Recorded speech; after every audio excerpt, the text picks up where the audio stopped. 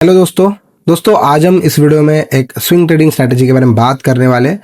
Strategy का नाम है अर्निंग्स पुश स्ट्रैटेजी। अभी ये स्ट्रैटेजी मैं आपको क्यों बता रहा हूँ, तो भाई ऐसे मार्केट में भी बहुत सारे लोगों का कंप्लेंट है कि सर स्टॉक्स अच्छे नहीं चल रहे, एक दिन बाय करते हैं दूसरे दिन गिर जाते हैं। तो इस स्ट्रैटेजी में आपको एक फॉलो थ्रू स्टॉक्स मिल सकते हैं और इसके बाद आपका जो 1-2% 4-5% गेन लेके आप निकल रहे हो वो कहीं ना कहीं ज्यादा हो सकता है। सो ये स्ट्रैटेजी को सीखना है तो पहले तो नोट पैड और एक पेन लेके बैठ जाओ, जो भी पॉइंट समझ रहे नोट डाउन करो, क्योंकि ये आगे जाके आपको बहुत ज्यादा काम आने वाले हैं। इस स्ट्रैटेजी का नाम अर्निंग्स पुश है। अभी अर्निंग्स पुश इसी से आपको पता चल जाता है कि कंपनी के जो अर्निंग्स है कहीं ना कहीं इसका फैक्टर इस चीज में है। उसके बाद जो स्टॉक्स में पुश आता है उसका भी कहीं ना कहीं फैक्टर इसमें है। अभी आपने एक चीज नोटिस की होगी कि जिसके भी रिजल्ट्स अच्छे आ रहे हैं वही स्टॉक्स मार्केट में थोड़ा थोड़ा अच्छा परफॉर्म कर रहे हैं, बाकी स्टॉक्स परफॉर्म नहीं कर रहे। और ऐसा ही होता है, जो कंपनीज अच्छा कमाते हैं इंस्टीट्यूशंस का भी ध्यान वहीं पे होता है। रिटेलर्स का तो हर जगह पे होता है, बट इंस्टीट्यूशन का बहुत सिलेक्टिव ध्यान होता है और इंस्टीट्यूशंस वहीं पे पैसा लगाती है जो कंपनी पैसा कमा के दे सकती है। Price is the slavery of earnings, ये बहुत बार आपने सुना होगा, बट ये रियल मार्केट में कैसा दिखता है आपको वो दिखाता हूँ। जहां पे कंपनी अच्छा पैसा कमाएगी वहीं पे सभी का ध्यान जाता है। जो कंपनी खुद ही पैसा नहीं कमाती है वो अपने इन्वेस्टर्स को क्या कमा के देगी, ऐसा बहुत बार लोग बोलते हैं। बट अगर आप यहाँ पे चार्ट्स पे देखो तो जो हमारा एंट्री का दिन था वो यहाँ था। इस दिन हमने एंट्री करी, टेलीग्राम चैनल पे भी डाला हुआ है मैंने ट्रेड। ऑलमोस्ट 12% की मूव कैप्चर करी और एग्जिट कर दी। स्टॉप लॉस सिर्फ और सिर्फ 2% का था। यहाँ पे 6 आवर ट्रेड हमने कैप्चर किया और बहुत ही इजी था, इसमें कुछ भी करने की जरूरत नहीं थी। लेना था, बाय करना था और छोड़ देना था। 3 दिन तक कुछ नहीं देखना था। जहां पे लगे कि छोटे टाइम फ्रेम में जाके जब आप चेकआउट करते हो चार्ट, वो तो नहीं करना चाहिए, माइक्रो मैनेजिंग होता है वो, बट जब आप चेक करते हो तो दिखता है कि कहीं ना कहीं वीकनेस है तो फिर उस स्टॉक को एग्जिट कर दिया। मैंने ये क्यों किया, क्योंकि अभी का मार्केट ऐसा है कि आपका प्रॉफिट खा जा रहा है, इसके लिए मैंने इसको ट्रेड को एग्जिट किया, वरना इसको मैं और लॉन्ग तक खींच सकता था। 10 EMA से सिंपली ट्रेल करता और यहाँ पे प्रॉफिट अच्छा खासा लेके जा सकता था। बट जहां पे हमारा एग्जिट हुआ वहां उसी के बाद स्टॉक नीचे आया, मीन्स कहीं ना कहीं एग्जिट अच्छे जगह पे हुआ है हमारा। सो अगर आप देखो तो इस कंपनी को लेने का रीजन ये था कि इसके सेल्स जो है वो 51% अप हुए थे, नेट प्रॉफिट 42% अप हुआ, स्टॉक जो है ऑलमोस्ट 14% की मूवमेंट इसने दी। उसके बाद ये एक छोटा कप हैंडल एंड देन आप यहाँ पे जो भी सबसे छोटी कैंडल है वॉल्यूम वाइज या फिर साइज वाइज उसके ऊपर एंट्री करो, स्टॉप लॉस उसी का डे लो रखो और फिर इसको एग्जीक्यूट करो। अभी बहुत सारे लोग बोलेंगे कि आपके पास डाटाबेस है कि क्या इससे भी पहले कोई स्टॉक्स ऐसा चला है, तो चलो मैं वो भी दिखा देता हूं और कहीं ना कहीं आपको एक क्लियर आउट करता हूं कि ये स्ट्रैटेजी क्यों मेरी वन ऑफ फेवरेट स्ट्रैटेजी है और हमेशा मुझे कहीं ना कहीं बेनिफिट ये स्ट्रैटेजी करती है। दोस्तों आप यहाँ पे देख सकते हैं मैंने स्ट्रैटेजी के बारे में बहुत कुछ लिख भी रखा है और यहाँ पे आप देख भी सकते हैं, ठीक है। तो दोस्तों यहाँ पे फोर्स मोटर का आप चार्ट देखो, ये कंपनी 1400 रुपए से 2000 रुपए तक गई। इसके पीछे मेजर रीजन से इसके चेंज ऑफ अर्निंग्स अगर आप देखो तो 91 करोड़ के लॉस है, कंपनी 134 करोड़ के प्रॉफिट में आ गई। उसके बाद कंपनी ने कभी बैक नहीं किया, खासा प्रॉफिट देती गई हर ईयर में। और आप यहाँ पे देख सकते हो जिस दिन इस कंपनी ने 134 करोड़ के पैट दिए थे उसके बाद कंपनी का शेयर प्राइस कभी भी नीचे नहीं आया और ऑलमोस्ट मोर देन 15x हो गया विद इन 3 ईयर्स। आपको और क्या चाहिए। मैं ऐसा नहीं कहता हूं कि आपको लॉन्ग टर्म स्टॉक्स होल्ड करने चाहिए just because of earnings, but जहां पे क्वार्टरली अर्निंग्स अच्छी आ रही है आपको वहां पे लुकआउट देना चाहिए और अच्छे चार्ट्स ढूंढ के वहां पे पैसा इन्वेस्ट करना चाहिए। ऐसे ही बहुत सारे ट्रेड्स मैंने किए जिसमें मुझे अच्छे खासे बेनिफिट्स भी हुए, तो आपको वो भी दिखाता हूं। तो आपने ये कहीं ना कहीं ट्रेड देखा होगा, बहुत बार लोगों ने शेयर किया हुआ है, सियाराम। और अगर आप यहाँ पे देखो तो बैंगर रिजल्ट्स इसने दिए हुए थे, अच्छे रिजल्ट दिए, almost double and then stock move 100% move किया, बहुत ही इजी। 2-3 महीने में स्टॉक ने ऑलमोस्ट 100% के रिटर्न दिए। और क्या चाहिए। और आप ध्यान दो तो इसके अर्निंग्स आए, यहाँ पे अर्निंग्स का गैप देखो, ये अर्निंग्स का गैप है। उसके बाद 4-5 दिनों का टाइट एरिया बना, इस टाइट एरिया के ऊपर भी आप बाय करते भी आप बहुत अच्छा इसमें पैसा कमा सकते थे। वन वे मूव था, आप पिरामिड कर सकते थे, यहाँ पे पिरामिड कर सकते थे, यहाँ पे पिरामिड कर सकते थे, इवन यहाँ पे भी पिरामिड कर सकते थे। 20 EMA से ट्रेल करते तो पूरा मूव भी कैप्चर करते। 106% का ये मूव था, बहुत ही ईजी यहाँ पे ट्रेड था, कोई एग्जिट करने की जल्दबाजी नहीं, कोई कुछ नहीं। 5% का SL था और 100% का मूव है। आप समझ सकते हो कि कितने आर का यहाँ पे रिटर्न ट्रेड बन सकता था। बहुत ही अच्छा यहाँ पे ये स्ट्रैटेजी है। और भी चार्ट दिखाता हूँ, अलग अलग चार्ट दिखाता हूँ ताकि आपको अलग अलग सिचुएशंस में अलग अलग ट्रेड कैसे करना है ये भी यहाँ पे समझ में आ जाएगा। अगेन कह रहा हूँ, अगर आपने नोटबुक और पेन नहीं लिया है तो प्लीज लेके बैठ जाइए, नोट डाउन करिए जो बोल रहा हूँ, कौन सी चीजें इंपॉर्टेंट है, कौन सी चीजें कहाँ पे खरीदनी है, कौन से EMA से ट्रेल करना है, ये भी बहुत ज्यादा इंपॉर्टेंट है। आजकल बहुत सारे लोग क्या कर रहे हैं, 9 EMA से ट्रेल कर रहे हैं। मैंने जब साउथ बैंक लिया उसी दिन मैंने बोला कि ये ट्रेड तो मैं 20 EMA से ट्रेल करूंगा। क्यों करूंगा, क्योंकि साउथ बैंक आप देखो तो एंट्री ही 9 EMA के नीचे बन रही है, तो मैं उसको 9 EMA से ट्रेल नहीं कर सकता हूँ। मेरा ट्रेल सिस्टम पहले 9 EMA था, अभी मैं 20 EMA से ट्रेल कर रहा हूँ। क्यों? क्योंकि मुझे उस स्टॉक को स्पेस देना है। अभी के मार्केट में चेकआउट बहुत ज्यादा हो रहे, मार्केट खराब होने की वजह से स्टॉक नीचे आता है, फिर अगेन दूसरे दिन ऊपर चले जाता है, ऐसा हर दूसरे दिन होता है। इसीलिए उस स्टॉक को रूम देना अभी के टाइम में बहुत ज्यादा जरूरत है। तो सिंपल मूव था और 100% कैप्चर यहाँ पे आप कर सकते थे अगर आपको स्ट्रैटेजी पता होती। तो नेक्स्ट चार्ट पे चलते हैं। JGChem, ये ट्रेड भी मैंने दिया हुआ था। अर्निंग्स के बाद देखिए कहाँ पे एंट्री बन रही है। ठीक है, अर्निंग्स अच्छा है, बैंगर अर्निंग्स आए ऑलमोस्ट। ये कंपनी के अर्निंग्स अच्छा आने के बाद यहाँ पे देखिए अर्निंग्स आए, दूसरे दिन स्टॉक अच्छा खासा गैप अप हुआ एंड देन आपकी एंट्री बनी इस कैंडल के ऊपर, क्योंकि ये सबसे छोटी कैंडल थी इस एरिया की, 4-5 कैंडल की। और फिर स्टॉप लॉस थोड़ा बड़ा हो रहा था, 8% का स्टॉप लॉस था। स्टिल यहाँ पे 34% की मूवमेंट दी इसने 2 वीक्स में। और क्या चाहिए, 2 वीक्स में 34%, अच्छा खासा पीएफ इंपैक्ट पड़ जाता है जब आप 30-40% की मूवमेंट कैप्चर करते हो विद साइज ऑफ 30% अगर आप पोर्टफोलियो लगाते हो और 30-40% की मूवमेंट कैप्चर कर रहे हो, तो आपका पोर्टफोलियो इंपैक्ट बहुत अच्छा वहां पे पड़ता है। और सिलेक्टिव ट्रेड लेना बहुत ज्यादा इंपॉर्टेंट है।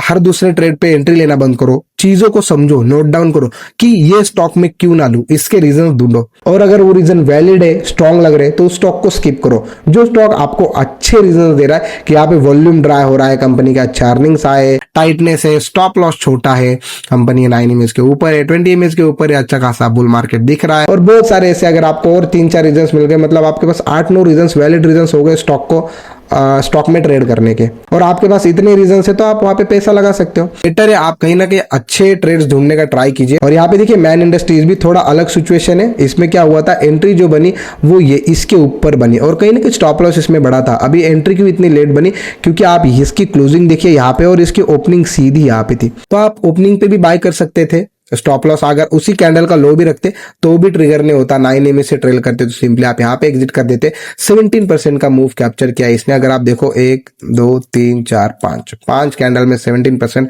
कहीं ना कहीं आप 50% भी बुक करते तो भी बढ़िया होता। सो ये स्ट्रैटेजी बहुत ही अच्छी, बट अच्छी उनके लिए जो यहाँ पे मेहनत करना चाहते हैं। अभी ये देखिए ITDC cementation one of best stock था ट्रेडिंग के लिए, अर्निंग्स बहुत अच्छी आई। उसके बाद 5-6 दिन का टाइटनेस आया, ये उसका लोवेस्ट वॉल्यूम था, आप यहाँ पे देख सकते हैं, मैंने मार्क भी कर रहा है, लोवेस्ट वॉल्यूम कैंडल ये था, और इसके ऊपर एंट्री बन रही थी आपकी। आपका स्टॉप लॉस सिंपली ये था जो कि ट्रिगर नहीं हुआ कहीं भी। 20 EMA से सिंपली ट्रेल करते तो 41% की मूवमेंट आप इस स्टॉक में कैप्चर करते। इस कंपनी के अर्निंग्स पहले से अच्छे आते आ रहे, बट जहां पे अर्निंग्स के बाद रिएक्शन भी है, यहाँ पे बड़े बड़े लोगों के फुटप्रिंट्स आपको दिखाई देते हैं, और जहां पे बड़े लोग हैं वहीं पे ट्रेड करो। बहुत सारे लोग क्या करते हैं, जो कंपनी नीचे नीचे जा रहा है तो यहाँ पे तो बोलते हैं मैं यहाँ पे सर ले लूंगा, एटलीस्ट रिकवर हो जाएगा। Hope is not the plan. Hope आपका प्लान नहीं होना चाहिए। होप में बहुत सारे लोग नुकसान कर जाते हैं। आप सोचते हो मैं 52 वीक्स लो पे ले लूंगा, वो स्टॉक 104 वीक्स लो पे चले जाता है, जहां पे लिया था उससे भी 50% और नीचे चले जाता है। सो बेटर है आप अच्छे स्टॉक्स चूज करो जहां पे स्टॉक्स में मूवमेंट अपसाइड आ रही है, जो मोमेंटम में है, जो रोज ऊपर जा रहे।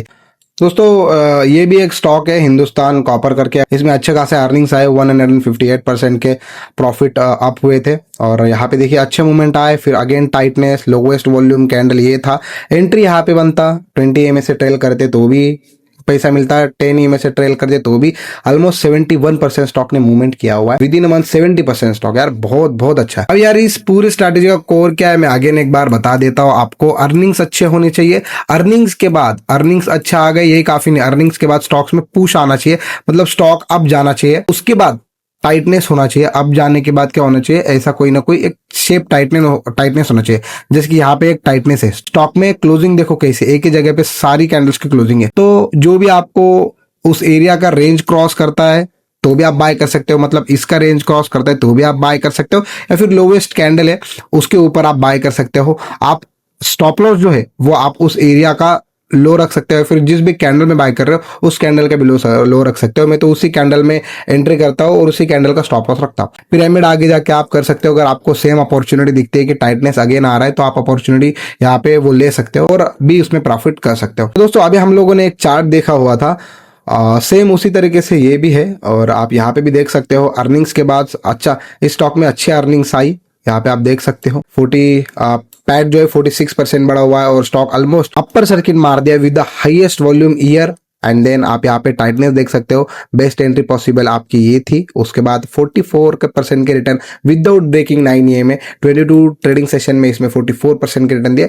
और बहुत ही खूबसूरत है। ऐसे ट्रेड्स आपको ढूंढने, ऐसे स्टॉक में आपको रीजंस ढूंढने हैं कि क्यों लेना है। देखो अभी मैंने सिंपली चार्ट में आपको बहुत सारे रीजन बताता हूँ, आप ये नोट डाउन कर लीजिए कि ये रीजंस उसमें हो तो बढ़िया ही है। स्टॉक कंसोलिडेशन में होना चाहिए। फर्स्ट है स्टॉक कंसोलिडेशन, मतलब कोई तो इंस्टीट्यूशन बाय कर रहा है, धीरे धीरे बाय कर रहा है, नहीं कर रहा है वो तो आगे जाके पता चलेगा, पुश आता है फिर डाउन जाता है। उसके बाद स्टॉक्स में अर्निंग्स आनी चाहिए, 2 रीजन हो गए आपके। उसके बाद टाइटनेस आना चाहिए, 3 रीजन हो गए। फिर आप यहाँ पे देख सकते हो कि कहाँ पे लो रिस्क एंट्री बन सकती है, 4 रीजन हो गए, क्योंकि यहाँ पे रिस्क क्या है, कम है ना। आपके इंस्टीट्यूशंस तो है ही वहां पे पुश करने के लिए स्टॉक्स, तो यहाँ पे मुझे 4-5 रीजन तो ऐसे ही मिल गए। बाकी आप अपने यहाँ से ऐड कर सकते हैं कि भाई ये स्टॉक में सेक्टर कैसा है, सेक्टर चल रहा है कि नहीं चल रहा है। प्रीकॉल में जब बाय किया तो सेक्टर चल रहा था उसका, उसकी वजह से भी स्टॉक अच्छा मूव कर गया, 12-15% कम नहीं होता है खराब मार्केट में भी। तो आप और चीजें ऐड कर सकते हो, बट एक स्ट्रॉन्ग लॉजिकल वैलिड रीजन होने चाहिए किसी भी स्टॉक को बाय करने के लिए। ऐसा ही नहीं कि यार चलो कुछ नहीं है तो आज ये स्टॉक खरीद लेता हूँ, ऐसा नहीं होना चाहिए। Proper reason with good execution, यही फॉर्मूला प्रॉफिट करने का, अच्छा प्रॉफिट करने का, मार्केट में लॉन्ग टर्म सर्वाइव रहने का। मैं बहुत सारे चार्ट दिखा सकता हूँ, मैंने इनका सारा एक डाटाबेस बनाया हुआ है कि ये इतने इतने चार्ट से, मेरे पास तो 100 से भी ज्यादा होंगे, कि इनका अर्निंग्स के बाद कैसा रिएक्शन आया और फिर अर्निंग्स के बाद उन्होंने कैसा पैसा बना के दिया इन्वेस्टर्स को। ऐसा डाटाबेस बनाओ तो आपको अगली बार पता चलेगा कि मुझे कौन से स्टॉक्स में कब एंट्री लेनी है। ये भी एक बहुत अच्छा चार्ट था मौर्यपन लैब, अर्निंग्स के बाद अच्छा खासा मूवमेंट दिया, आप यहाँ पे देख सकते हो। अर्निंग्स इसमें अच्छा आई, 147% का पैट ग्रोथ था, बहुत ही बढ़िया, 60% move in with in 1 month. यहाँ पे पिरामिडिंग का भी मौका था, ट्रेलिंग करते 9 में से तो भी बहुत अच्छा पैसा यहाँ पे आपका बन जाता। तो आपको अगर रीजंस मिल गए ना यहाँ पे, तो भाई पैसा तो ऐसे ही बन जाएगा गाइस, ठीक है। ये नेटवेब है भाई, इसका ना चार्ट खाली जाके देखो कितना बढ़िया पैसा बनता अगर आप इसमें देखते तो। अभी एक चीज है कि इस चार्ट में ना कोई ऊपर जाते समय टाइटनेस नहीं था, कहीं ना कहीं जहां पे हम लोगों की एंट्री एग्जीक्यूट हुई है वो लो पे हुई है, तो इस जगह पे एंट्री आपकी ट्रिगर हो जाती टाइटनेस के अंदर। इसीलिए मैं आपको अलग अलग चार्ट दिखा रहा हूं ताकि अलग अलग सिचुएशंस में आप अलग अलग तरीके से उसे टैकल कर पाओ, ठीक है ना। एक बार समझ गए कि कैसा टैकल करना है, कैसा टाइटनेस को ट्रेड करना है, तो भाई आपको बेस्ट होने से कोई नहीं रोक सकता। 62% के रिटर्न्स इसने विद इन 1 मंथ दिए थे, और क्या चाहिए 60% 70%, भाई बहुत बहुत ज्यादा है भाई ये, आप इमेजिन भी नहीं कर सकते हो। यहाँ पे प्रॉफिट ग्रोथ भी कंपनी की वैसे आई थी, बहुत अच्छा प्रॉफिट ग्रोथ दिए था। और आईपीओ में यार फर्स्ट मंथ में तो फर्स्ट रिजल्ट तो अच्छा ही आता है मोस्ट ऑफ। यहाँ पे देखिए स्ट्रॉन्ग अर्निंग्स आई, रिलायंस पावर स्टॉक का नाम है। इस स्टॉक में मैंने बहुत ही अच्छा पैसा कमाया, अपने प्रीमियम ग्रुप में भी डाला हुआ था, हर जगह पे मैंने ट्रेड शेयर किया हुआ था। आप यहाँ पे देख सकते हो अच्छी अर्निंग्स आई, उसके बाद टाइटनेस आया, जो भी मुझे फर्स्ट पुल बैक दिखा, और मेरा एंकर वेब भी वही था, तो मैंने इसी दिन बाय कर लिया। शायद पूरे ट्विटर पे हम ही थे जिसने इस दिन बाय किया, बाकी के लोगों ने ग्रीन कैंडल में बाय किया, हम लोगों ने पहले दिन बाय किया था। ये एंकर रिव्यू ऐप का कमाल है। अगर इस पे भी वीडियो चाहिए एंकर रिव्यू ऐप पे, तो कमेंट पे सेक्शन में बता देना, इस पे भी मैं एक अच्छा वीडियो बना दूंगा। तो यहाँ पे हमने खरीदा और स्टॉक देखो कितना यार 37% मूव किया, और यहाँ से भी और भी ऊपर मूव किया उसने। ओवरऑल 70% का मूव इस स्टॉक ने दिया हुआ था। और रीजन क्या था इसका भाई, अच्छे अर्निंग्स, स्ट्रॉन्ग अर्निंग्स। जब कंपनी स्ट्रॉन्ग अर्निंग्स देती है ना, तो इंस्टीट्यूशंस का ध्यान वहां पे खींचा चला आता है, बड़े बड़े लोग देखते हैं उस स्टॉक को, और जहाँ पे कंपनी कमाती है वहीं पे अपॉर्चुनिटी होती है इन्वेस्टर्स को भी कमाने का, ठीक है ना। सियाराम सिल्क इसके बारे में मैंने बता दिया आपको, ठीक है। सो बहुत सारे मैंने चार्ट दिखाए आपको, अगर इसमें कुछ आपको अच्छा लगा होगा, लर्निंग आपको मिली होगी कुछ, तो कमेंट सेक्शन में जरूर अप्रिशिएट करिएगा। और अपने दोस्तों को भी ये वीडियो दिखाइए कि देखो यार ऐसी भी एक स्ट्रैटेजी है जिसमें प्रॉफिट होने के चांसेस बहुत ज़्यादा है, लॉजिकल है। मैंने कोई भी इंडिकेटर नहीं बताया, कोई भी ऐसी चीज़ नहीं बताई जहाँ पे ऑटोमेटिक कुछ चीज़ें होती है। आपको सारी मेहनत खुद से ही करनी है, स्टॉक्स ढूंढने खुद से ही है, आपको कहीं पे भी मिल जाएंगे जिनके रिजल्ट अच्छे आते हैं। आपको रिजल्ट अच्छे आने के बाद स्टॉक्स को वॉच लिस्ट में डालने और ट्रैक करने की वो कहाँ पे जाते हैं। ये आपकी जो आदत है स्टॉक्स को ट्रैक करने के आफ्टर रिजल्ट्स, ये आपको कहीं ना कहीं बहुत अच्छा प्रॉफिट करेगी एक ना एक दिन, ये आपको बहुत फायदेमंद होने वाली है फ्यूचर में, क्योंकि ट्रैकिंग से ही पैसा बनता है। मैं तो कोई कोई स्टॉक 15 दिन पहले ढूंढ लेता हूँ कि यार ये मुझे स्टॉक ट्रेड करना है, बट मेरा एग्जीक्यूशन आने तक 15-15 दिन निकल जाते हैं उसमें। वेट करता हूँ मैं खाली कि हाँ ठीक है, आज थोड़ा नीचे आ गया, कल और ऊपर आ जाएगा, फिर थोड़ा टाइटनेस मिल जाएगा, मेरा एंट्री अब एग्जीक्यूट होगा। हम लोग इनसाइड बार तक का वेट करते, 12-12 दिन तक वेट करते। तो वेट करना, उस स्टॉक को ट्रैक करना, ये बहुत बड़ा काम है। यही तो पैसा है। ट्रेडिंग में हमें हमाले नहीं करनी होती है, एक जगह पे बैठ के दिमाग लगाना होता है। तो यही दिमाग लगाना है और कुछ नहीं है। बार बार चार्ट देख के उसमें कुछ फर्क नहीं आएगा, बट चार्ट में इंप्रूवमेंट हुआ कि नहीं हुआ, दिन में 1-2 बार तो देखना पड़ेगा। ठीक है, सो होप आपको अच्छा लगा होगा वीडियो, अगर कुछ लर्निंग मिली होगी तो यार प्लीज़ अपने दोस्तों को भी ये वीडियो शेयर कीजिए, और ऐसी वीडियो और चाहिए तो कमेंट सेक्शन में बता दीजिएगा, मैं आपको ऐसी वीडियोस देता रहूँगा। चलिए आज के लिए इतना ही, मिलते हैं नेक्स्ट वीडियो में।